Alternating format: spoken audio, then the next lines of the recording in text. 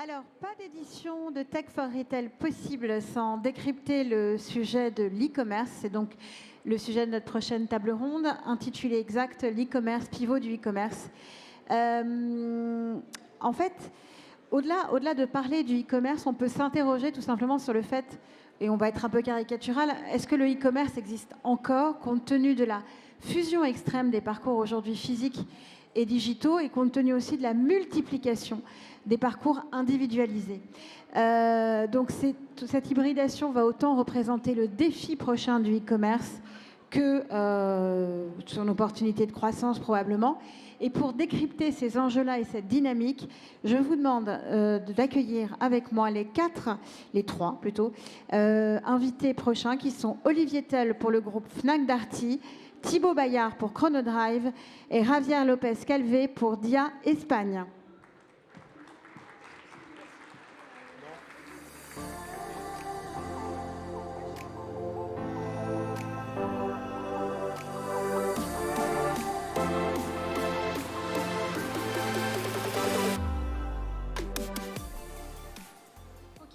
Alors Thibaut, je vais vous présenter brièvement. Vous portez plusieurs casquettes, président de Chronodrive, membre du conseil de gérance de l'AFM, Association familiale Mullier, et fondateur de The Good One.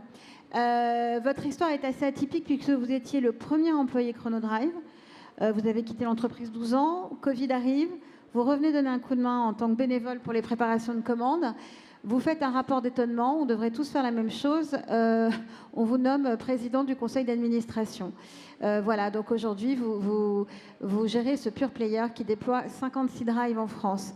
Javier Lopez Calvé, vous avez fait 35 ans chez Carrefour, on en parlait tout à l'heure, où vous avez notamment lancé la filiale Espagne et œuvré sur des problématiques de transformation digitale. Vous êtes aujourd'hui CFO pour Dia Espagne, enseigne aux 2350 magasins et 5 millions d'euros de chiffre d'affaires. Et Olivier Tell, nous avons déjà eu la chance d'avoir l'enseigne Fnac Darty sur scène tout à l'heure. Vous êtes directeur du e-commerce et du digital, lead pour Fnac Darty, donc leader des produits pour la maison et l'informatique et du e-commerce à l'européenne. C'est à vous que va s'adresser ma première question. Puisqu'on va analyser le e-commerce, est-ce qu'on peut déjà faire un état des lieux de ce segment et de ce secteur? Tout d'abord, merci pour cette invitation. Bonjour à tous. On a connu, il y a quelques années, au moment de la pandémie, une accélération incroyable du e-commerce. Puis il y avait plus que ça, fondamentalement. Et puis après, en tout cas dans nos catégories de produits, en sortie de Covid, 2022-2023, contrairement à nos attentes, les gens sont retournés en magasin. Et on a plutôt eu un reflux des ventes digitales. Et en fait, c'est super parce que le modèle gagnant, c'est le modèle... Alors nous, on dit ce mot omnicanal, on peut en utiliser d'autres, mais c'est vraiment la combinaison du magasin, du digital, et c'est le meilleur des deux mondes. En tout cas, c'est dans notre plan stratégique, ce qu'on ambitionne, c'est de... améliorer sans arrêt les standards de ce commerce omnicanal et d'avoir des parcours qui soient le plus possible imbriqués. Aujourd'hui, on a grosso modo 20% du chiffre d'affaires qui est fait en digital. Alors c'est plus à la Fnac parce que c'est des plus petits produits, c'est un peu moins chez Darty, c'est un peu moins... Notamment la moyenne a baissé parce qu'on a repris le Darty italien qui s'appelle Uniro qui est un peu moins digitalisé. Donc ça dépend des enseignes, on va dire. Mais ce qui est important surtout, c'est que sur cette part d'activité digitale, la moitié, elle est en lien avec le magasin, soit parce qu'elle est prélevée sur le stock magasin, soit parce que c'est en magasin que le client va venir récupérer son produit. Donc 50% de notre chiffre d'affaires digital, il est en lien total avec le magasin. C'est ça qui est vraiment clé chez nous. Thibaut, est-ce qu'on peut transposer cette analyse sur l'alimentaire? Alors, moi, chez Chrono, nous, on est un modèle qui n'est pas omnicanal parce qu'on est né pure player. 100% du business est online. Mais au-delà de l'alimentaire qui est très particulier, je crois fondamentalement que le e-commerce et le commerce se sont vraiment fusionnés. Je pense notamment à la fin des années 90, début 2000, Je vais le citer parce que c'est pas de moi. Je suivais un prospectiviste qui s'appelle Joël de René. Et quand il parlait d'Internet, il disait qu'on allait sur Internet. Et il faisait de la prospective et disait que demain, on serait dans Internet. Et je pense qu'on est en train de vivre ce moment-là où tous les canaux sont en train de se connecter, se fusionner. Et finalement, les magasins physiques deviennent des nœuds d'un dispositif connecté global. Et je voulais rendre ce petit hommage à Joël de René qui m'a vachement inspiré à cette époque-là. Je pense qu'on vit dans Internet maintenant. C'est ça. C'est un petit peu anxiogène. Même tendance en Espagne, Javier? Oui, bon, je vais amener un peu d'accent espagnol à cette table ronde. Donc, Dia, c'est une enseigne espagnole qui appartenait au groupe Carrefour. Carrefour a fait un spin-off en 2011. Donc, Dia est restée une société indépendante cotée à Madrid, à la Bourse de Madrid.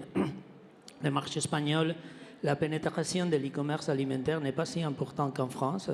Je pense qu'en France, c'est aux alentours de 8-9%. En Espagne, avant la pandémie, était à 2,5%. Ça a monté en puissance fortement lors de la pandémie en arrivant à 8-9%. Après la pandémie, les magasins sont revenus massivement dans les magasins à nouveau et ça a resté au niveau de 3%. Mais bon, malgré ça, c'est la tendance de croissance de l'e-commerce en Espagne, ce n'est pas négligeable, c'est 15% de croissance. Et avec une impulsion très très forte du quick commerce avec des acteurs comme Glovo, Uber Eats et Just Eat. Et bon, culturellement, on a les freins des produits frais. C'est un frein qui est difficile à franchir parce que la pénétration des produits frais dans l'e-commerce, c'est 10 points inférieur à celle qu'on a dans les magasins physiques. Et comme dans des catégories comme la boucherie, la poissonnerie, on a du mal à convaincre les fournisseurs, les clients à passer des commandes online. Alors, Pascal Clouzard avait souhaité vous faire venir sur cette édition de Tech for Retail en disant le e-commerce a été l'un des piliers de reconstruction de Dia et c'est ce témoignage-là qu'il faut recueillir et partager. Est-ce que vous pouvez nous raconter? Oui, je raconte un peu l'histoire, l'histoire récente de Dia parce que, bon, comme vous avez dit, nous, on est le leader dans la proximité alimentaire en Espagne. On a 2350 magasins, plus de 100 milliards de chiffres d'affaires, 100% de parts de marché, mais quand même, c'est une boîte qui a dû faire un redressement notable parce qu'en 2019, on était en grosse difficulté. Notre EBITDA était négatif, moins 100 millions d'euros.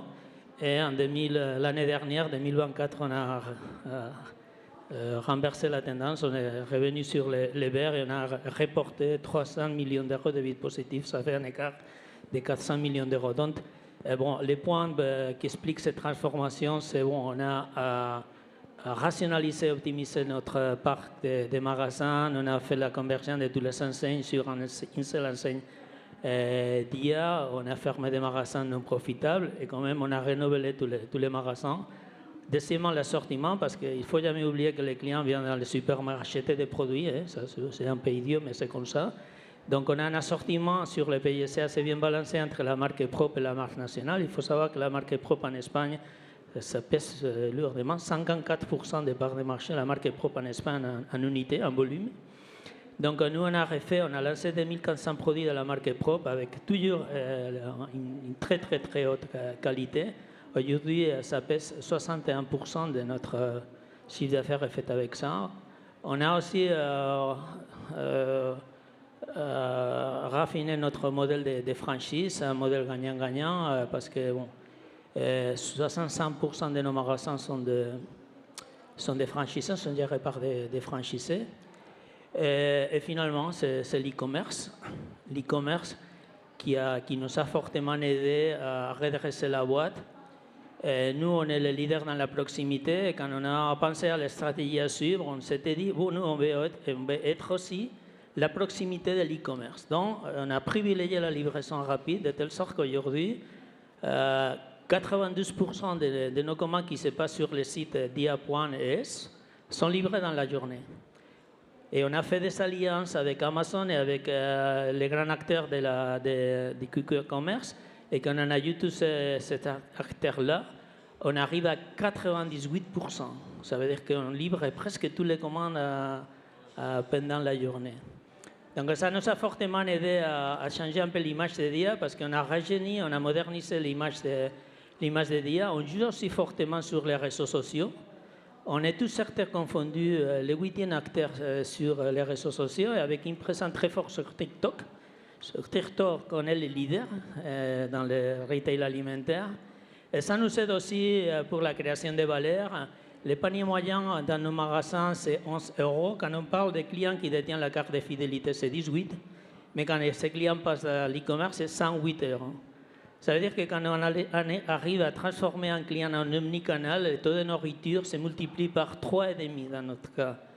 Donc ça veut dire que, et de toute façon, le passage à l'e-commerce, c'est obligatoire parce que pour les clients, c'est un service qui est demandé de plus en plus. Donc si tu ne l'offres pas, bon, ils vont aller d'ailleurs à passer ses commandes en ligne, donc tu as le risque de les perdre.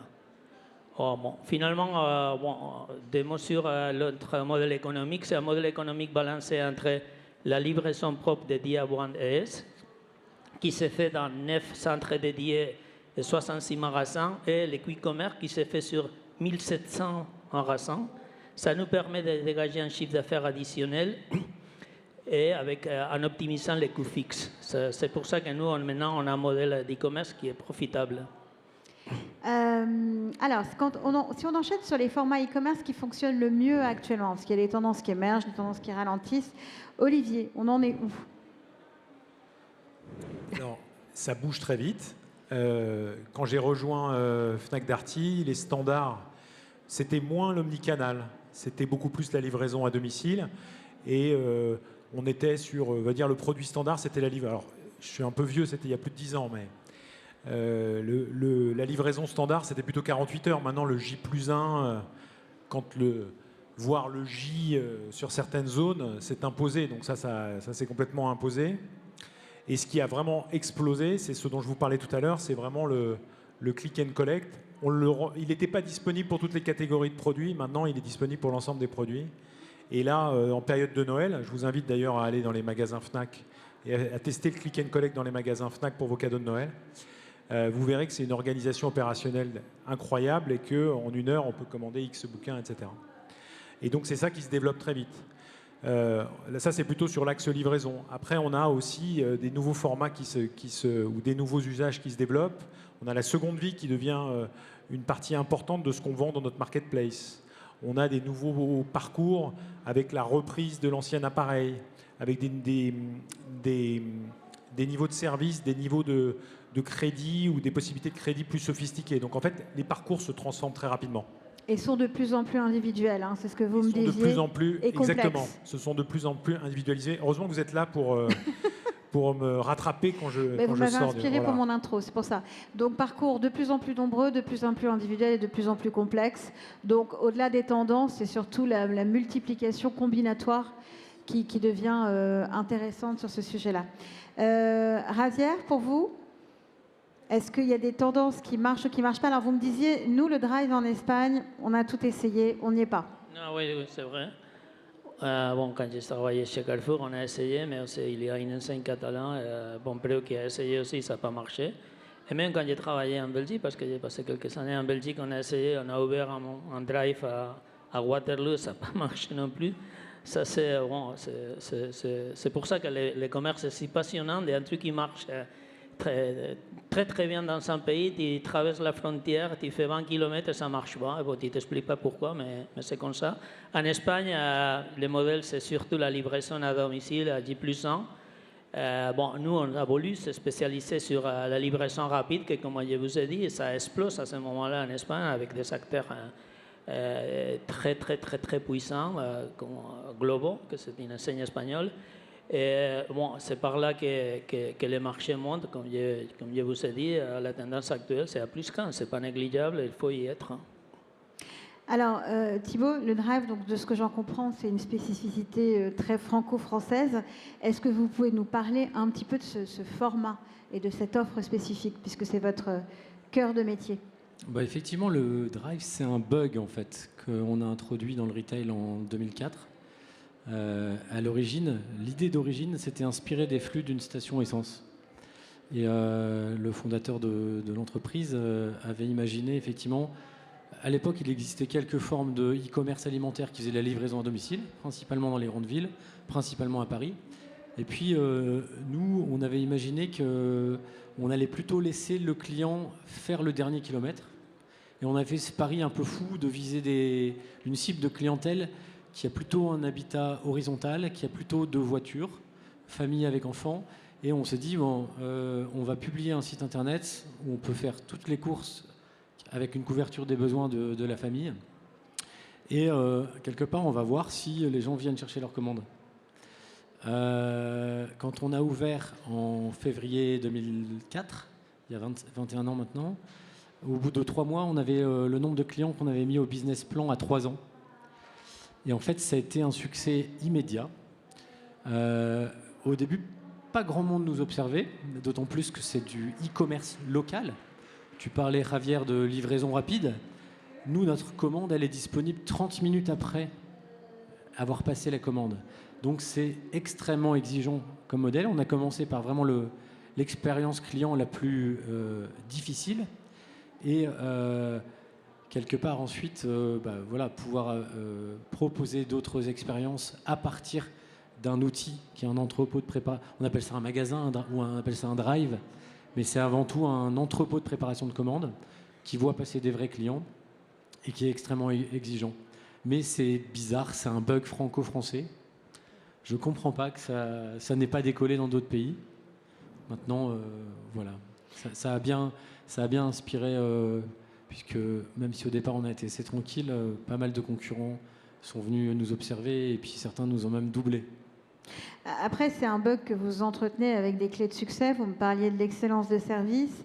Vous me parliez aussi du temps de préparation de commande. C'est-à-dire qu'à un moment donné, c'est une offre qui est tellement exigeante qu'il faut pouvoir la soutenir derrière. Vous me parliez aussi d'une politique de recrutement très spécifique pour avoir un relationnel client fort. On peut revenir rapidement sur ces ingrédients de succès ? Bien sûr.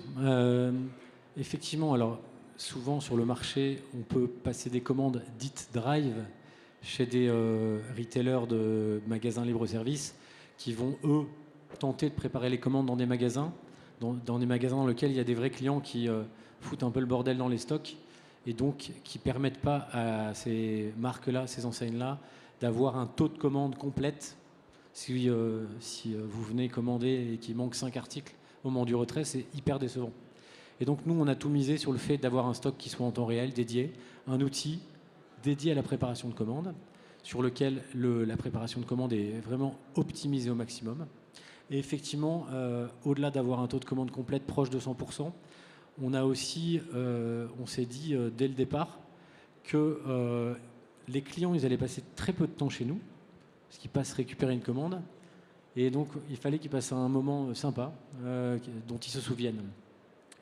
Et ça a été, dès le début de l'entreprise, on a fait en sorte d'avoir une relation client qui soit un peu mémorable au moment du retrait de la commande.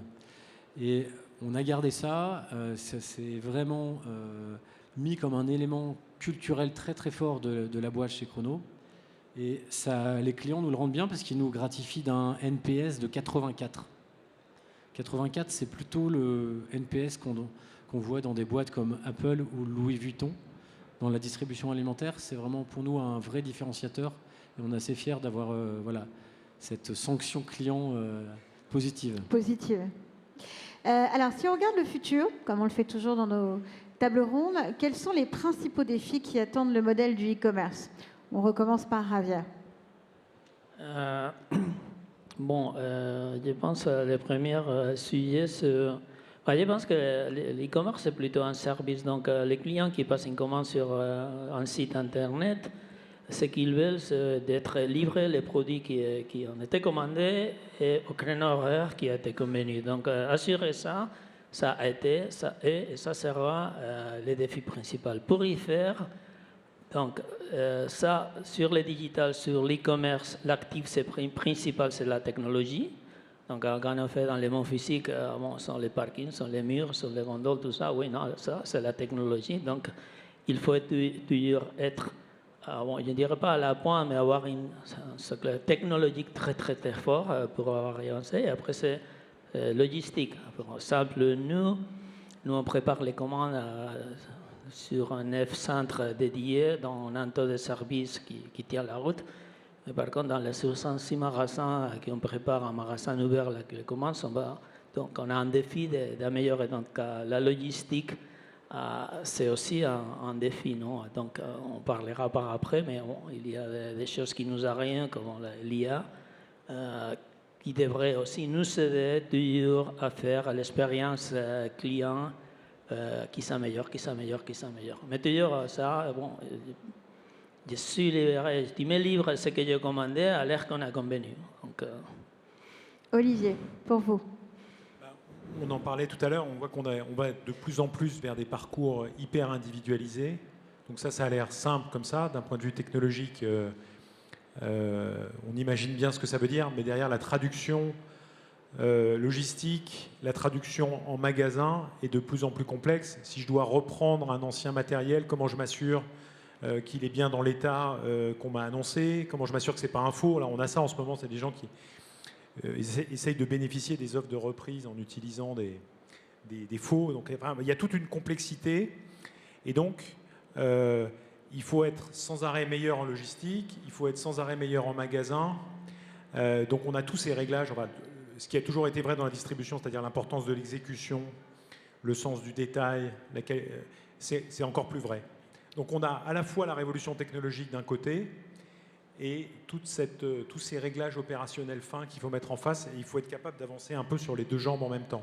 Avec des délais de plus en plus courts, finalement. Ouais, ou pas forcément de plus en plus court, parce qu'en réalité, la course à la vitesse, elle a un moment, peut-être pour vos courses avant un match de foot, vous avez vraiment envie d'avoir le truc, mais il y a d'autres moments où vous n'avez pas un besoin forcément de vitesse. Ce qui va être important, c'est la praticité. C'est pour ça d'ailleurs que le click and collect, il marche bien, c'est que je vais passer prendre ces produits dans mon magasin quand j'ai envie, plutôt que d'avoir quelqu'un qui vient chez moi à un moment où j'ai pas envie qu'il vienne chez moi, ou avec les incertitudes qu'on a parfois des postiers, etc. Donc non, c'est pas forcément toujours plus vite, mais c'est toujours plus précis et toujours plus personnalisé. Thibaut, je crois que pour vous, le défi est ailleurs. C'est-à-dire que vous voyez des choses radicalement changer dans un futur à moyen terme. Alors oui, il y a des défis technologiques, il y a des défis d'exécution, etc. Mais effectivement, moi, le défi qui m'interpelle le plus, c'est parce qu'en fait, la technologie, on vit une époque quand même géniale, on a accès à tout, on peut trouver des experts sur tous les sujets, ça va à toute vitesse, on peut connecter des systèmes entre eux. C'est quand même génial, on peut démarrer un e-commerce seul depuis chez soi et faire du chiffre d'affaires. Donc pour moi, il n'y a plus de défi technologique. Le défi qui m'interpelle le plus, c'est le défi culturel. C'est le défi d'arriver à composer les bonnes équipes. C'est le défi de rassembler autour d'un projet qui est partagé et faire cet assemblage humain, surtout, qui est le plus challengeant pour moi. D'accord, donc logistique, technologique, humain.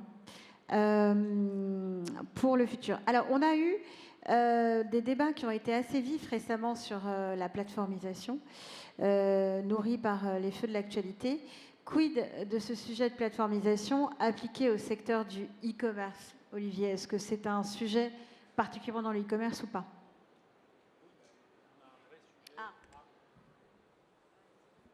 C'est dommage, c'est au moment où ça devenait intéressant. C'est peut-être les Chinois qui ont coupé le micro, ou les Américains aussi, parce qu'ils ne respectent pas toujours la loi. Non, je pense qu'on a un vrai sujet de défendre nos entreprises et qu'il y ait des règles de concurrence qui soient les mêmes pour tout le monde. Et donc je pense que ça, c'est un sujet quand on est dirigeant ou d'entreprises comme les nôtres.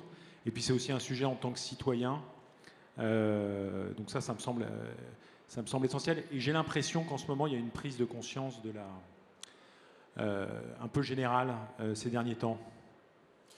Thibaut, vous me disiez que le débat était plutôt Chine versus États-Unis, malgré tout. Enfin, qu'il y avait un débat dans le débat. Vous pouvez reprendre le micro, hein, il marche. Non, mais il marche.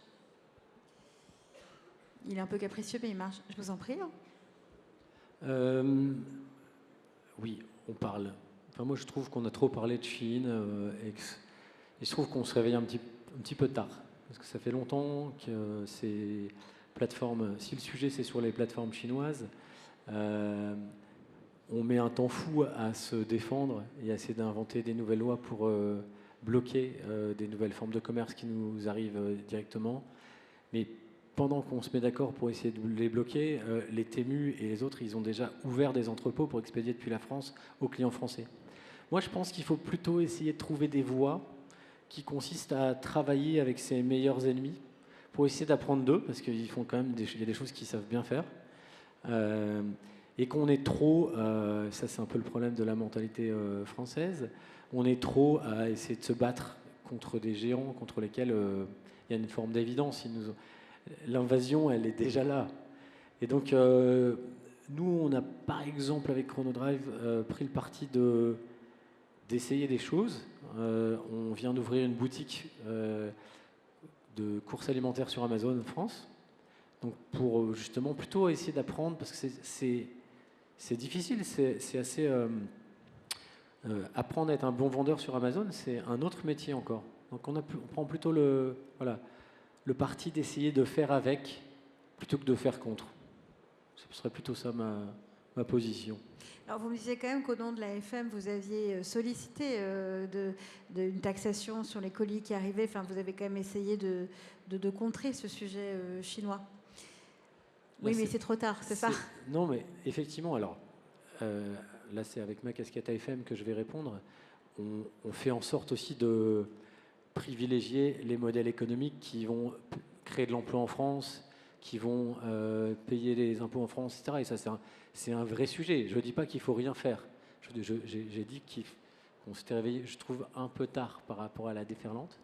Et voilà, mais effectivement, moi, je privilégie les opérations d'entreprise qui créent de l'emploi et qui alimentent un système français d'abord. Mais voilà, je trouve qu'on s'est réveillé tard. Vous aviez dit un truc que j'ai trouvé extrêmement intéressant, c'était le temps qu'on imagine des sanctions, ils ont déjà les réponses, alors qu'on n'a même pas encore imaginé ces sanctions.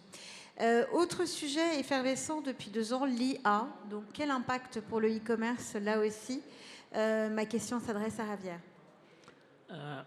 Bon, c'est le sujet à la mode, hein, parce que simplement l'utilisation de l'IA, mais aussi les modèles économiques, non? Et tu peux entendre toutes les choses sur ce sujet-là. Donc, je pense qu'il faut un peu dépassionner le débat. Bon, l'IA, on l'utilise déjà depuis quelques temps, on l'appelle comme ça, mais on utilise des algorithmes, on utilise des pricing dynamiques, des personnalisations, on a fait pas mal de choses. Par contre, ce qui a changé là-dedans complètement, c'est que toutes ces analyses, toutes ces préconisations étaient basées surtout sur des chiffres. Et bon, maintenant avec la IA, la base de données s'est fortement enrichie en amenant la voix, les images, les vidéos, les textes. Ça nous permet de passer à une phase qui offre des possibilités énormes et qui est en train d'être construite. Donc, qu'est-ce que ça peut nous amener du coup à court terme? Parce que bon, il faut aussi, il vient d'être publié un rapport de MIT qui dit que bon, il n'y a que 5% des projets sur IA qui aboutissent, il y a 85% qui vont nulle part. Mais est-ce que pour faire ça, il faut abandonner l'IA? Pas du tout. Pour moi, dans nos métiers, il y a un truc qui est en train de changer fortement. C'est pour l'instant l'utilisation de la voix. Non? Ça a été toujours un point de douleur, fait passer la commande. Avec la reconnaissance vocale, ça s'améliore d'une manière notable. Bon, aussi, les possibilités de suggestion, de personnalisation qui nous offre l'IA, les images aussi, ça peut contribuer énormément à améliorer l'expérience client, que c'est à la fin l'objectif qu'on suive tous. Et sinon, bon, l'efficacité aussi, c'est-à-dire que bon, l'IA nous permet d'optimiser des coûts dans les back-office, la supply chain, et pas que dans la supply chain, aussi dans tous les back-office en général. Pour nous, on a déjà des projets sur les finances, les ressources humaines, le corporate, le légal, tout ça. C'est-à-dire que Bon, pour le moment, il y a 2 ans, tout pouvait être fait avec l'IA. Après, on s'est rendu compte que ce n'était pas si facile comme ça. Maintenant, il faut apprendre qu'est-ce que c'est ça. Il faut commencer à faire des cas d'usage dans les entreprises, d'apprendre, parce que ça, c'est une véritable révolution. Ça va changer le monde, et pas que dans l'e-commerce et l'industrie, mais dans d'autres champs comme la médecine, l'agriculture, un peu partout. C'est une révolution, c'est une disruption. On a eu plusieurs tables rondes sur le sujet. Olivier, l'IA dans l'e-commerce? Pour nous, il y a deux sujets. Il y a le sujet de est-ce que ça va fondamentalement transformer la structure du trafic, et on peut se dire, est-ce que demain, j'ai ma super IA qui va tout désintermédier pour venir finalement, y compris passer les achats elles-mêmes, etc. Et alors, on voit le trafic des IA augmenter sur nos sites. Pour l'instant, ça reste petit, même si ça progresse très vite. Donc, pour l'instant, ce n'est pas encore matériel, mais à la vitesse où tout ça va, peut-être que ça va évoluer et que la courbe va s'infléchir bientôt.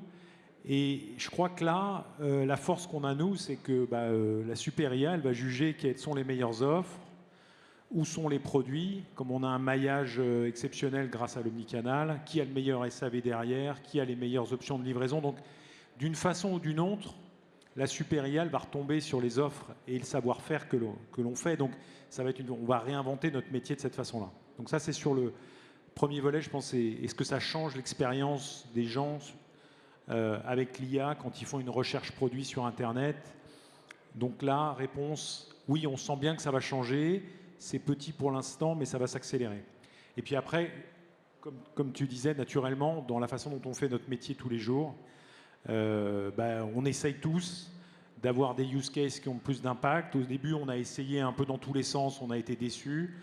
Et maintenant, ce qu'on essaye, c'est de se concentrer sur un petit nombre de use cases qui vont avoir un fort impact dans la supply chain, dans le SAV. Par exemple, nous, le SAV, c'est quelque chose de très important pour Darty, puisqu'on est le premier réparateur de France.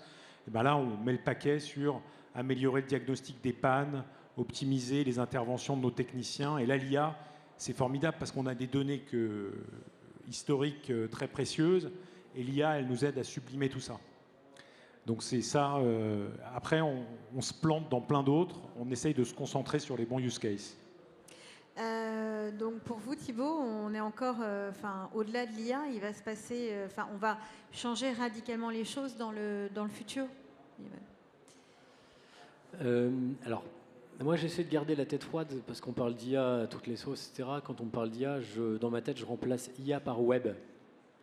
Parce que c'est du web. Alors c'est du web, quand le web, du début du web, provoquait des changements en années, là il est clair que ça provoque des changements plutôt en semaines. Il y a des nouveaux usages qui se créent, etc. Moi, ce qui me fait le plus réfléchir, et ce sur quoi j'essaie de rester ouvert, curieux, c'est l'impact que ça a sur les clients. C'est à quel point ça les rend, ça leur donne des super pouvoirs. Avec le sujet de fond qui me fait beaucoup observer et essayer de comprendre, c'est est-ce qu'on ne va pas arriver dans un monde de commerce dans lequel l'interface en tant qu'expérience utilisateur ne va pas finalement disparaître par praticité d'utiliser ces IA génératives. Aujourd'hui, en fait, désolé, parce qu'en plus je pense qu'il y a des collègues de Chronodrive qui sont là, mais on pense qu'on a un super site, mais finalement c'est pas drôle de faire ses courses alimentaires sur un site ou l'appli mobile. On appuie sur des pots de yaourt et des packs d'eau pour les mettre dans un panier, c'est hyper répétitif. Je trouve qu'il y a une vraie opportunité de rendre ça plus fluide. Et je pense, si je devais faire un petit pari sur l'évolution des courses alimentaires, c'est que moi, quand j'étais enfant, mes parents ils m'emmenaient faire les courses. Il n'y avait qu'un seul endroit. On allait dans un grand hangar avec un chariot en métal qu'on poussait. On allait remplir ce grand chariot qu'on revidait à une caisse sur un tapis roulant, etc. Et je crois que faire les courses, c'est en train de disparaître. Parce qu'il y a plein de formes différentes. C'est ultra fragmenté. On a plein d'acteurs spécialistes, etc. Et si je devais faire un petit pari sur l'avenir, c'est que je pense qu'on va de plus en plus dans un monde où notre opérateur de course, il sera proche d'un opérateur d'utilité comme les telcos, un abonnement téléphonique, ou l'électricité, l'EDF, puisqu'on connectera, on aura juste à paramétrer une fois pour toutes chez soi, dans son environnement, dans son foyer, un opérateur qui comprendra nos besoins sur les produits. Alors, c'est un scénario qui laisse pas beaucoup de place au plaisir, etc. Mais quand même, on le voit avec 21 ans d'expérience sur Chrono Drive, on voit vraiment qu'il y a une séparation entre les courses corvées, les trucs répétitifs chiants, et puis éventuellement les courses plaisir où on a le temps, on va sur les marchés, des choses comme ça. Donc voilà, je pense qu'il y a un vrai sujet de disparition des interfaces parce que c'est encore plus fluide d'utiliser ces outils-là pour se débarrasser de la consommation, de la partie chiante et répétitive des besoins de la famille. Dernière question assez classique pour une table ronde. Quelques conseils, bonnes pratiques à partager à notre auditoire sur le e-commerce. Voilà, donc on commence encore par Javier. Bon, je pense que, bon, je vais me répéter un peu, mais bon, je pense que l'e-commerce en général, j'aimerais bien dire une phrase qui me plaît énormément parce que avec l'IA, avec toute la technologie, il ne faut pas oublier que pour le moment, l'e-commerce, c'est un métier de l'humain à l'humain. Les personnes restent importantes et vont rester importantes.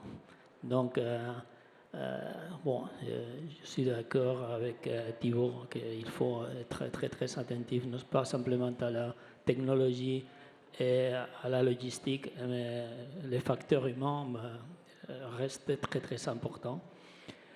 Bon, pour nous, c'est de continuer ce mouvement en Espagne sur l'e-commerce alimentaire qui se développe vite, même si la pénétration n'est pas encore au niveau de la France.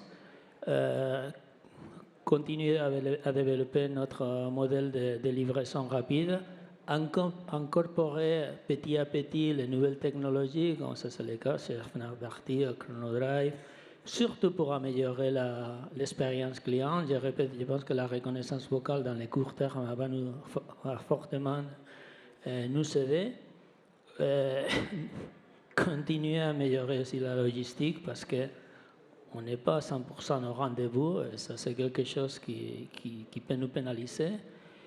Et aussi sur l'e-commerce, ça c'est plus commercial, il faut trouver des moyens d'arriver à franchir ces freins qui sont les produits frais, ça c'est surtout, c'est va sur la confiance. Il faut arriver à convaincre nos clients qu'on peut livrer des produits frais d'une très bonne qualité avec la fraîcheur tous les jours. Bon, ça c'est une chose compliquée dans des pays latins. Bon, l'Espagne, on aime bien aller dans les magasins. On ne peut pas toucher les produits, mais presque. On s'approche. Alors ça, on est pays où, par exemple, il y a une catégorie en région que c'est la poissonnerie, que bon, ça nous attire beaucoup. Donc, ça c'est difficile d'acheter les poissons via online. Donc, c'est ça. C'est-à-dire, bon, je me répète, mais c'est bon, bien de servir les clients en livrant ce qu'ils aiment, ce qu'ils ont commandé au moment qu'ils sont demandés. Donc, c'est ça qu'il faut faire, accompagner les mouvements. En quelques mots, Olivier ? Je crois qu'on a dit que, je crois que Thibaut a dit, c'était très juste, qu'il faut qu'on va devoir rester particulièrement curieux. Bien sûr, on va devoir investir dans la technologie. Bien sûr, on va devoir s'améliorer dans les opérations. Bien sûr, on va devoir comprendre ce que veut le client et faire attention à lui. Et notre job en permanence, c'est de doser parce que, en fait, si on va trop vite, si on fait des paris comme nos boîtes, elles mettent un peu de temps à bouger et qu'on a des systèmes parfois un peu lourds, etc.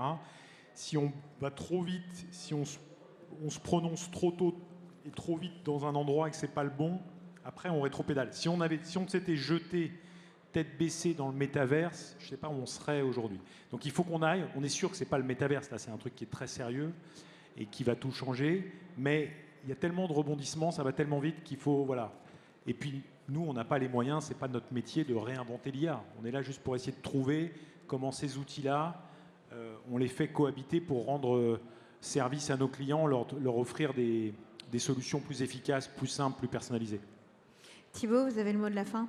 Moi, mon seul conseil, tu l'as dit, mais je le redis, c'est rester curieux. Le truc que j'aime le plus entendre, c'est « on a essayé, ça marche pas ». C'est un truc, mais moi, ça me surexcite quand j'entends ça, parce que souvent, je me dis qu'on n'a pas essayé assez fort. J'essaie d'être hyper attentif, parce que les innovations, elles viennent de l'extérieur, ça n'est pas... désolé pour les équipes, les comités de direction, etc., mais soyez attentifs aux signaux faibles. Nous, on est une entreprise où il y a 75% d'étudiants. Moi, j'essaye au maximum de rester connecté au terrain. Il y a plein de choses qui émergent, il y a des signaux faibles, faites-vous percuter par des jeunes. Osez nommer quelqu'un de 25 ou 30 ans dans un comité de direction. Restez pas entre vous, regardez pas les slides de gens qui viennent vous vendre tel ou tel truc. Expérimentez les choses par vous-même.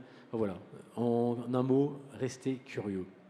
Merci beaucoup. Très beau mot de la fin. Merci à tous les trois.